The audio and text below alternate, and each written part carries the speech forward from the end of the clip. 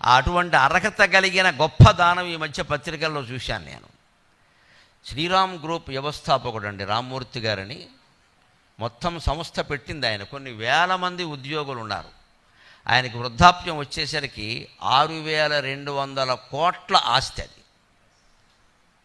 కంపెనీని ఉద్యోగులకు ఇచ్చేశాడు. అంతవరకు లాభంగా సంపాదించిన దాన్ని 6,200 కోట్లు మొత్తం దాన ధర్మాల కింద ఇచ్చేశాడు పూర్తిగా. 6,200 కోట్లు ఒక్క మనిషి.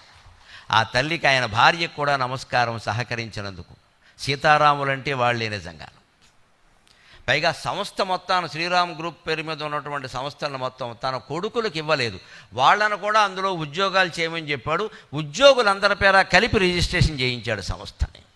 మొదటి నుంచి ఎంతమంది ఉద్యోగులు అక్కడ పనిచేస్తున్నారో అందులో సీనియర్లతో ఒక సంఘం ఏర్పాటు చేసి కమిటీ వాళ్ళ పేర పెట్టాడు. మా అబ్బాయిలు కూడా మీ దగ్గర ఉద్యోగస్తులే, వీళ్ళు సొంతం అనడానికి ఏం లేదు, ఇక్కడ వారసత్వం, ఇది ప్రజల నుంచి వచ్చిన ఆస్తి, దీన్ని ప్రజలకు చెందాలి, నేను నడిపినట్టే సంస్థను ధర్మంగా నడపండి అని వాళ్ళకి అప్పగించి, ఇప్పుడు చివర మద్రాసు నగరం దగ్గరలో ఒక చిన్న ఊళ్ళో ఒక చిన్న గదిలో ఊరికే భార్య వండి పెడుతుంటే తింటున్నాడు. వానప్రస్థాశ్రమంలో ఉన్నాడు ఆయన. ఇప్పుడు నెల ఖర్చు 5,000 కూడా దాటదు. అంత మామూలు సామాన్య జీవనం సాగిస్తున్నాడు ఆయన.